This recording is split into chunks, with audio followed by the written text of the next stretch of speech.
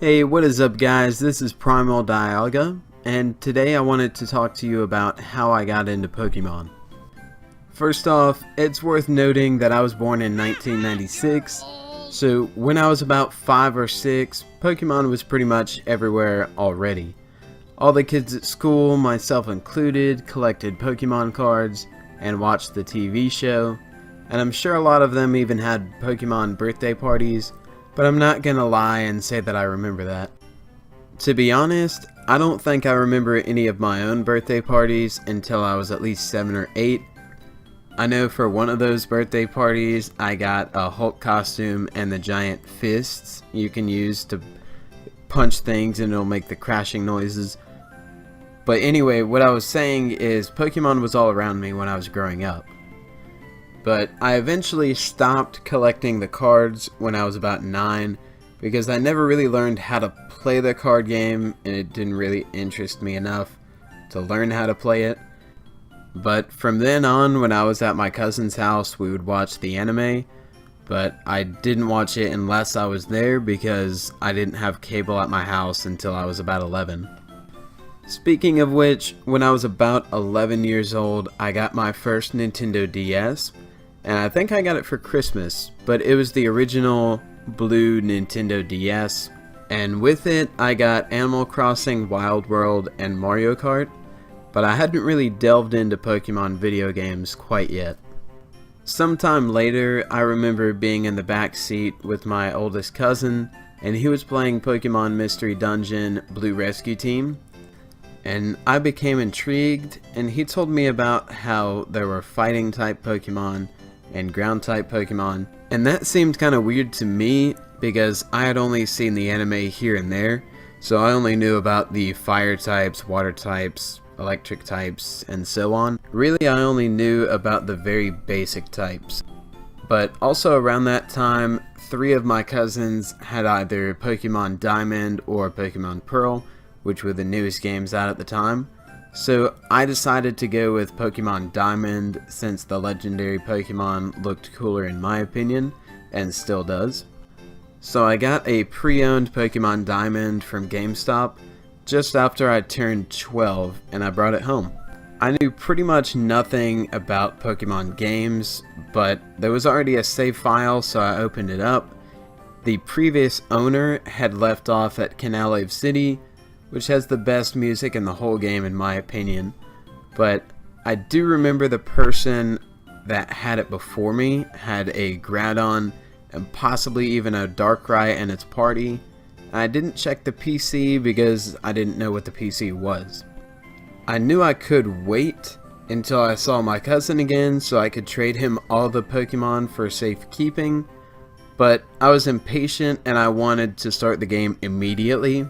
Then I decided the best course of action was to delete that save file and start my own adventure, regardless of the loss of those Pokemon.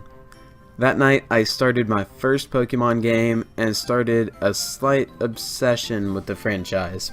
I'm not going over all the aspects of that game because I've already done a playthrough of most of the game anyway, but I'll inform you of key points of my first playthrough of Pokemon Diamond. First off, I started out with Chimchar, and I was stupid later on, and decided to teach my starter Rock Smash and Cut. I also got stuck at a few points in the game, and I didn't really know how to progress the story. I remember being stuck at Pastoria City because I didn't know that you're supposed to talk to the Team Galactic Grunt that was planning to bomb Lake Valor. I also remember being stuck on Victory Road for a while because I would get lost and then just use an escape rope and give up for a while. I remember getting through Victory Road for the first time, and I was at my grandmother's house on a summer day, and I played Diamond all through the night. I wasn't specifically trying to get through Victory Road the whole time, but I did eventually try, and I successfully arrived at the Pokemon League. From there, I immediately challenged the league, and I eventually lost to Flint, the fire type guy, number 3 in the Elite Four. That was my very first time losing a battle in the game, I continued battling and finally got to Lucian, the 4th of the Elite Four, but I lost. The first time I got to Cynthia, she annihilated my team. I didn't even get to see all of her Pokemon, maybe 4 or 5 of them. So at the time, I had a rough idea of how type advantages worked, but it was pretty primitive. I only really knew that fire beat grass, and grass beat water, and water beat fire. And then I think I knew electric was super effective to water, and maybe a couple other things, but I didn't know the full scope of type advantages. So, because of my lack of understanding, I thought that legendary Pokemon was just the way to go. I caught Azelf, and then I ended up getting Uxie from my cousin, and then I used them alongside Infernape and some other Pokemon that I don't really remember. And from there, I just narrowly beat her. I remember I had at least 2 or 3 Pokemon fainted, and I'm positive I used at least a few revives, if not more, so I just barely beat her. Believe it or not, I was actually the first out of any of my cousins to beat Pokemon Diamond or Pearl, and that's despite the fact that I got the game several months after they did. So after I beat the Pokemon League, I went on to catch Heatran and Giratina. I even got Pokemon Pearl so I could get Palkia. And then I ended up temporarily trading those Pokemon over to my cousins so they could beat the Pokemon League as well. I can say without a doubt, I truly obsessed over Pokemon Diamond. Now keep in mind, this is prior to smartphones becoming mainstream. Pokemon Diamond came out in North America 2 months before the first generation iPhone was released, which means at best, iPhones had been out a year when all this was taking place. And kids definitely didn't have them at this point. I put about 525 hours in Pokemon Diamond within a 5 to 6 month period, but after that, my time with the game significantly dropped because I was getting into other games like Pokemon Mystery Dungeon, Explorers of Darkness.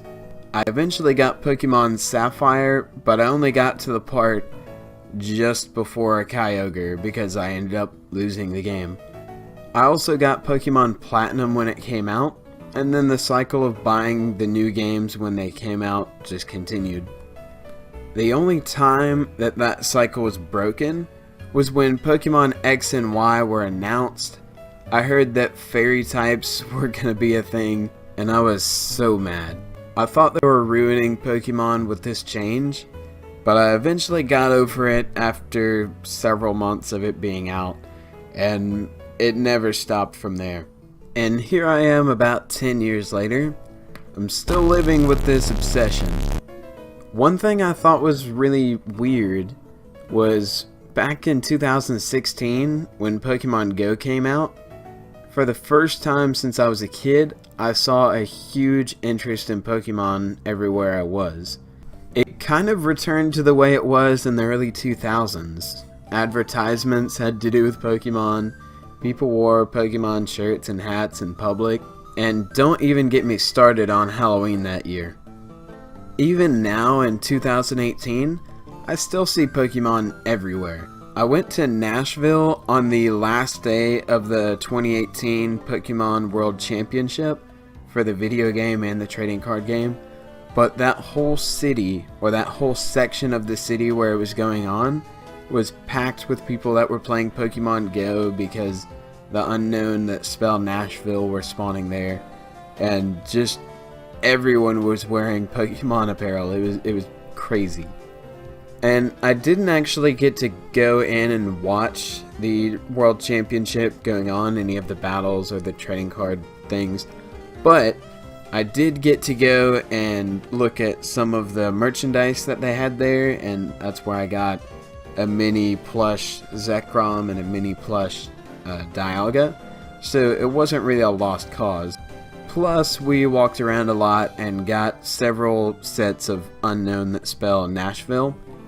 But anyway, what I'm getting at is Pokemon has been revitalized as a franchise, and really I want to see how long this is going to continue. In all honesty, as long as Pokemon is a thing, I'm probably going to keep buying their games unless the quality totally drops off. But hopefully one day it'll be something that I can introduce to my kids. But really, who knows how long it's going to go on. There's already close to 1,000 Pokemon, so they have to stop at some point, right? But anyway, that's all I've got for you today. Feel free to let me know how you got into Pokemon, or if you hate Pokemon and think it's the worst thing ever, let me know why. And I'll see you guys in the next video.